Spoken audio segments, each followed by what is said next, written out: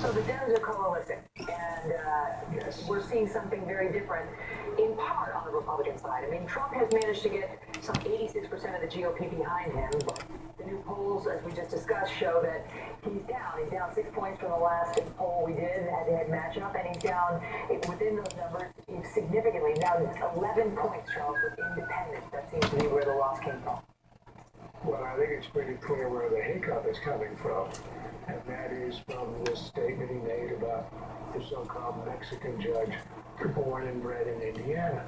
You know, that kind of, there are a lot of charges and mistakes and slips you can make in American politics. Racism is the one unforgivable one. Jimmy Carter once spoke offhandedly in 1976 when he was running about ethnic purity in neighborhoods. And he was absolutely dead in the water until he made a joint appearance with Martin Luther King Sr., who essentially gave him absolution. And I think this is a little bit different. I don't think it will sink his campaign, but it certainly counts, the statement about the so-called Mexican judge. It certainly counts much more than any of the other slip-ups. When you get the leader of your party in the Congress, meaning the Speaker of the House, Paul Ryan, saying that this is a textbook case of racism, you've got a real problem. And then as a result, you get one senator in Illinois who withdraws his support of Trump. You get the governor of Wisconsin, a popular guy, who's suspending his support. So the coalescing that was happening after Trump won Indiana is now on hiatus. And you know the thing about Trump is people express their outrage when he makes these incendiary statements. And then they seem to move on from it very quickly. You know, Trump, Obama wants $2 billion he has a lot of for controversial Zika. things, but it seems like his supporters Fight Zika. can see right past that to a good man who just says stuff that gets him in trouble. And the line is, he's not a politician, he's not filtered, you know, that kind of thing. I don't know. Like, there's nothing in the past to suggest this is going to affect him in November.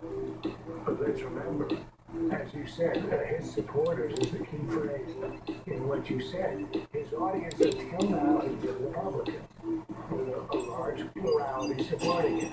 His supporters won't be swayed by this one way or the other. But as you also pointed out, with independents, he's now down. He's lost quite a lot of ground among independents. Those are the persuadables.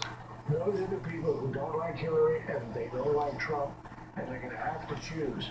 But an issue like this can damage him in a way that can be really difficult to recover from.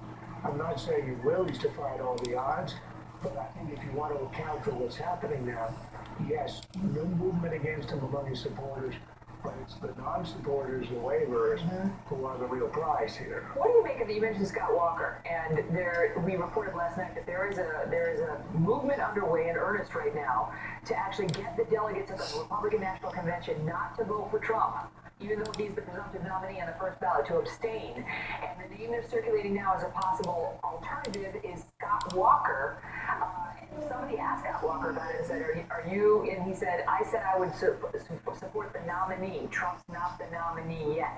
Do you think that this has any chance? I mean, I know the judge thing was controversial, but was it that controversial? This is a repetition, if it ever happens, of the parting of the Red Sea. And that happens only every few thousand years. There is no way this is going to happen. This is another of the fantasy of people. I'm recording this whole game. Can you imagine if the guy Yeah. comes in with a fairly substantial majority of the delegates, or at least the pledged delegates who have to vote for him first ballot, he's denied that? I mean, Trump has talked about riots in the arena, you know, with a kind of an ominous edge, but that is a prescription for mayhem in Cleveland. I can't see it happening. Great to see you, Charles. Thanks for being here. My pleasure. Well, tonight, national security experts are raising new fears that the mess created by former Secretary of State Hillary Clinton and her private email server may have revealed the identities of CIA personnel, potentially risking the lives of undercover operatives. Mark Thiessen is a Fox News contributor and fellow at the American Enterprise Institute, and Richard Fowler is a senior fellow at the New Leaders Council and a nationally syndicated radio host. That's very much much in question whether she risked the identities of CIA agents. But it has been reported now that she engaged in correspondence over her email, her unsecured server, discussing CIA matters, including the drone program, which the State Department was allowed to weigh in on, in an unsecured fashion prior to the drone strikes, Mark. No, that's exactly right, Megan. And look, what we have here is a dangerous combination of negligence and incompetence. So the incompetence is that we have at least 2,000 flip emails that include classified information, including 47 that have information on either CIA personnel or activities. So those are both highly classified facts. Any foreign spy agency that broke into her unsecured server in the basement of her Chapel Hill home has that information. Now, they might not know that they have it because the CIA personnel or activities might not actually be flagged in the emails. So this is where the incompetence comes in. The State Department gives them a roadmap to figure all that information out. They put out 55,000 pages of her emails with redactions of all the classified information, and they helpfully mark all of the classified information about the CIA. 47 times it says a notation B3 CIA personnel organization. What that means is any foreign government who has her unclassified, who has those emails because they hacked them, now just has to check it against this information to find all the relevant information about either CIA personnel or operatives or about drone strikes or other CIA activities that might not be in the news. They gave them the other piece of the puzzle. The State Department, in redacting her emails and trying to, deal with the mess she created, gave them the other piece of the puzzle, the potential hackers. Richard, you've got to see this as a problem. There's no question, Megan, that her having this email server in her basement is problematic. I've heard it over and over again.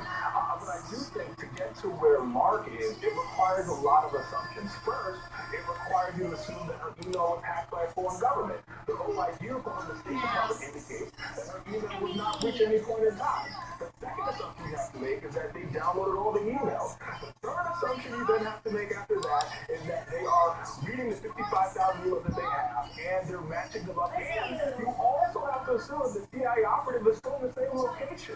Is this problematic? Yes. Did she mean to do it? No. Is this what Scooter Libby did? Absolutely not. And so I think there might be a little bit of amber, but there's no fire here at all. Go ahead, Mark. Well, first of all, that's what spy agencies do. They do read 55,000 emails and go through them. But they've got but first of all, you're not right about that, Richard. First of all, the OIG said that the OIG said that her server was hacked and they had to shut it down at one point. Number one, to stop that. They had to pull the plug out of the wall. But two, the NBC News reported last August that Chinese hackers, Chinese People's Liberation Army, in a operation called Dancing Panda, broke into the unclassified government emails of White House officials and downloaded their emails. And also, the New York Times reported that Russian hackers broke into the unclassified White House and State Department servers to get even President Obama's emails. So, Richard, so what that if you Don't say out. server in the basement of a Chapel Hill. I know, you almost did. You almost did. I'm videotaping the whole thing. Turn the television, bro. What, bro? What was that, bro? What'd you say, Teddy Roosevelt? Bro, see?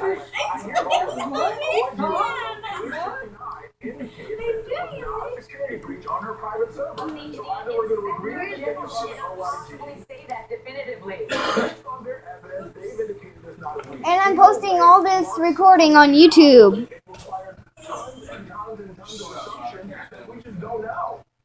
Why did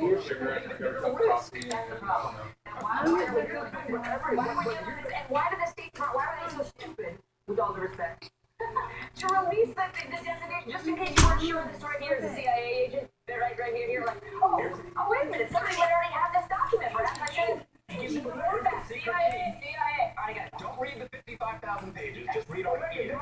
They're gonna go through the Okay. aggregation